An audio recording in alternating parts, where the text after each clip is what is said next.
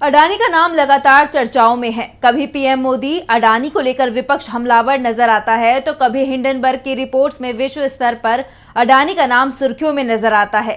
लेकिन इस बार अडानी ग्रुप के प्रमुख गौतम अडानी को हाईकोर्ट से बड़ा झटका लगा है। गुजरात हाईकोर्ट ने अडानी के खिलाफ सख्त रुख अपनाते हुए राज्य की बीजेपी सरकार को कड़े निर्देश जारी किए हैं।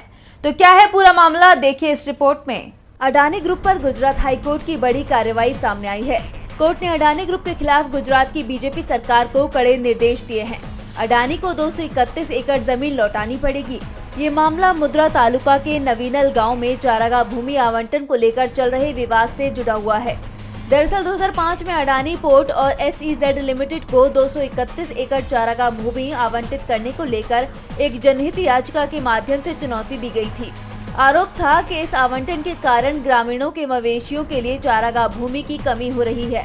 ग्रामीणों का कहना है कि गांव में अब चारागाह के लिए केवल 45 एकड़ भूमि बची है, जो गांव के मवेशियों के अनुपात से मेल नहीं खाती है। ग्रामीणों का तर्क है कि ये आवंटन अवैध था, क्योंकि गांव पहले से ही चारागाह भूमि की कमी का सामना कर रहा था और राज्य सरकार के खुद के संकल्प के मुताबिक चारागाह भूमि की अतिरिक्त मात्रा के बिना औद्योगिक उद्देश्य के लिए भूमि आवंटित नहीं की जा सकती है। इस जमीन का निजीकरण नहीं किया जा सकता, क्योंकि ये सामुदायिक संसाधन है। मामले में सुनवाई के बाद हाई कोर्ट ने राज्य की बीजेपी सरकार को अपने खुद के संकल्प को शीघ्रता से लागू करने का निर्देश दिया। कोर्ट ने बीजेपी सरकार को अडानी से जमीन तुरंत वापस लेने के आदेश दिए हैं।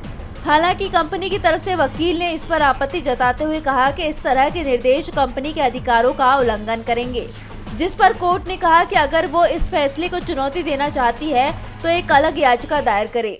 बहरहाल कोर्ट के आदेशों ने एक बार फिर अडानी को मुश्किल में डाल दिया है।